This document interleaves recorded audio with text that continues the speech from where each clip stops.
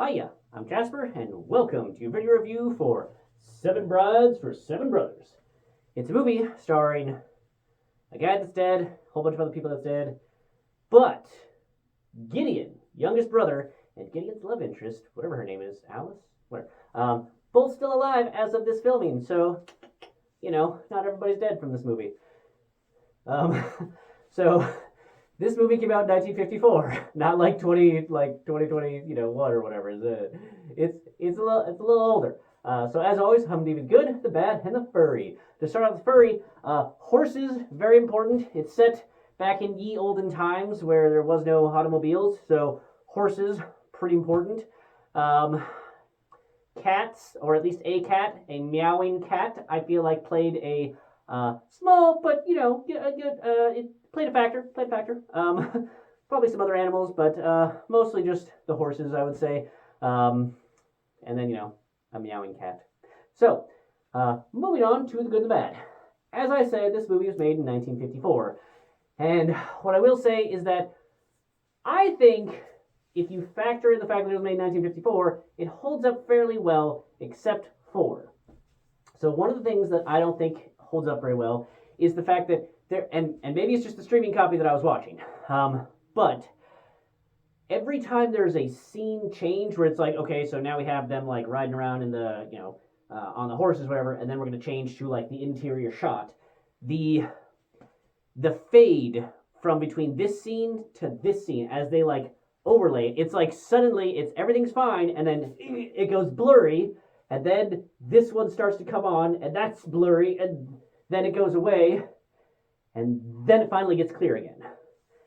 Not quite that long for every bit change, but it's pretty consistent that almost every scene change like that, whenever they try to overlay one from the other, whatever process they use to either add it to the streaming service or to just preserve it, or maybe when I don't know if they made a remaster of this or what, but whatever process they use to do that fade in, fade out transition does not hold up and is kind of jarring every time. Now, not every transition, like not every scene change has the transition. Sometimes it's just like, we're talking to this angle. Now we're talking to this angle. Like, cool, fine. That doesn't have that problem of the blurriness. But when they try and do the overlay thing, ooh, that is distracting. But the general premise for this is that the main brother, I'm going to call him the oldest brother, he goes to town looking for a bride, and he finds one, brings her back, and then he has 6 other brothers. So there's a total of 7 brothers, and then they also eventually want a bride too. So yeah.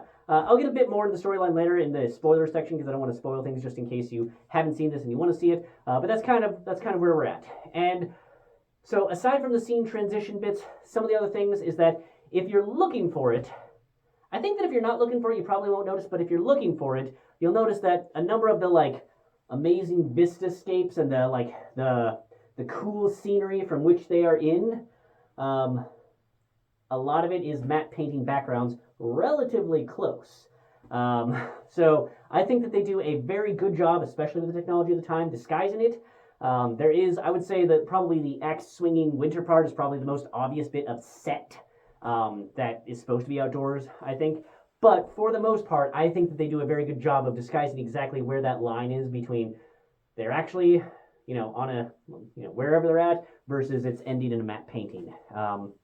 And from the trivia, it sounds like they did that for budgetary reasons, which surprises me because them paintings look real good. So, but sure, I guess that's maybe cheaper than carting everybody out to the middle of the wilderness. What do I know about finances?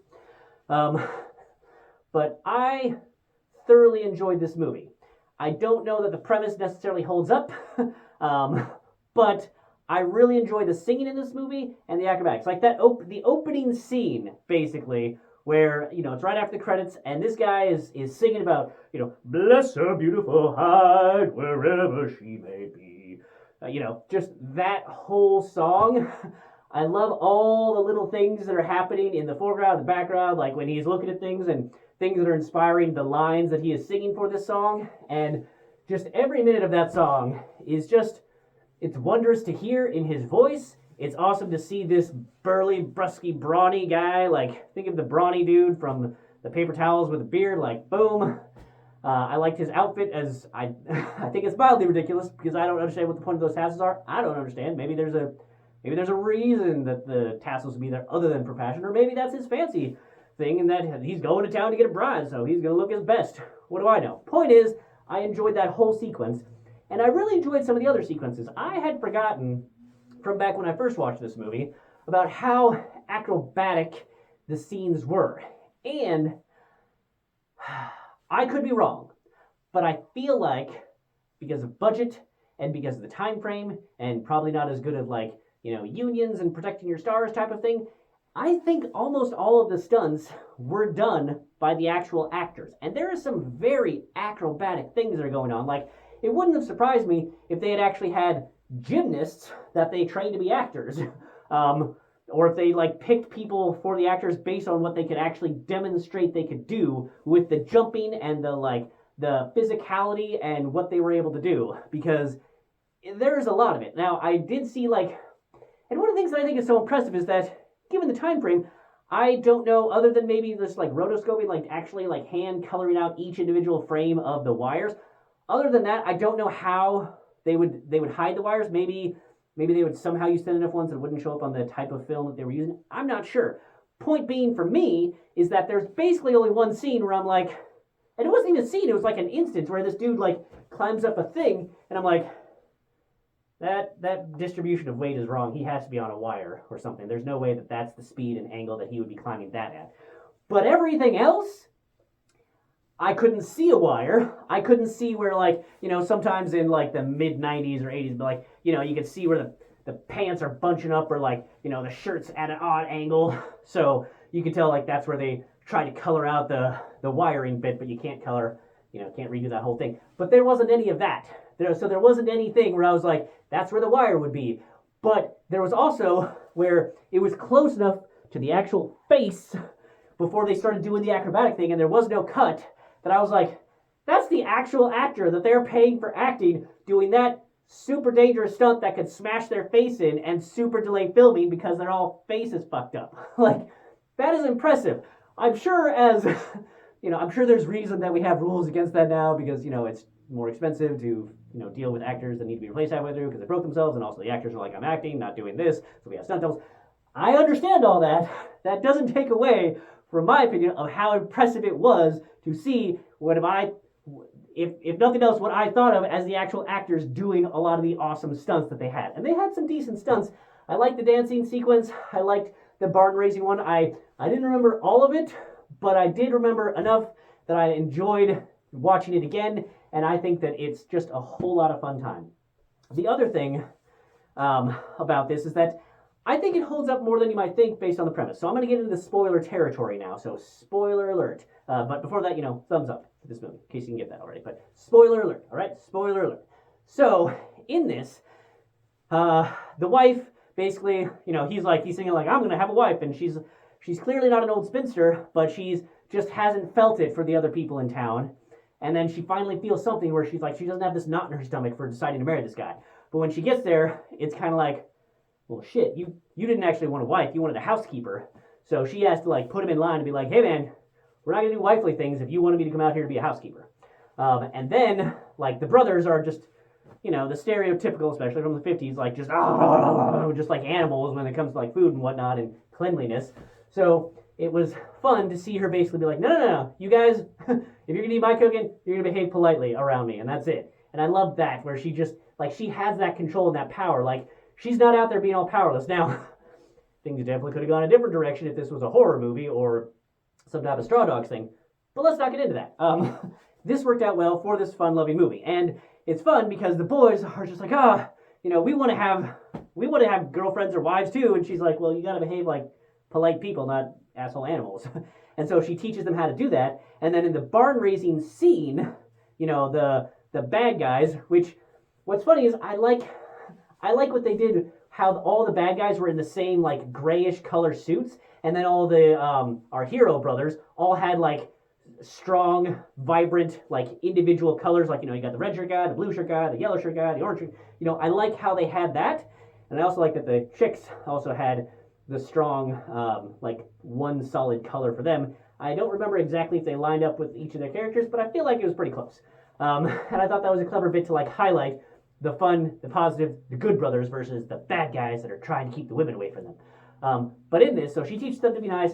They, these bad guys are just like purposely, hammering the guy's hands or like kicking them and hitting them with things, and they hold it together because they're like, no, we promised your wife, like we weren't gonna fight, and we got to turn the other cheek to show that we're better than these guys. And then the guy who already had the wife gets hit by the bad guys, and they're like, what the fuck, dude? He's an innocent party. He doesn't even have any part of this. He's not competing with you guys for them. So then they fucking lay hands and they kick ass. And it's so fun because, again, it's one of those, like, is the fighting exactly perfect? Like, it's not Jason Bourne in Bourne Identity. No, but it's really good, especially for the 50s, in my opinion. Definitely better than the Swiss Family Robinson's fight sequences.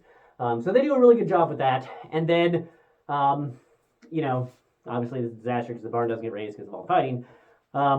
But what I appreciated and what I didn't think about, so I'm going to summarize real quick the rest of it, but basically, so they decide they're going to kidnap the females that they had an interest in, so they kidnap them, they take them to their barn, they shoot off some things so that the pass gets closed because of the winter, so they have several months to try and convince them to marry them, and they do, and then pass finally opens, so the townspeople come to rescue them, and they're like, no, we want to stay with these guys, we like them. So from that explanation... And from my memory of this movie, I'm like, all right, so it's going to be a fun first sequence. The barn raising sequence, cool. And then it's just going to get into, like, totally inappropriate, and they're just Stockholm syndroming all those girls. Yep, okay.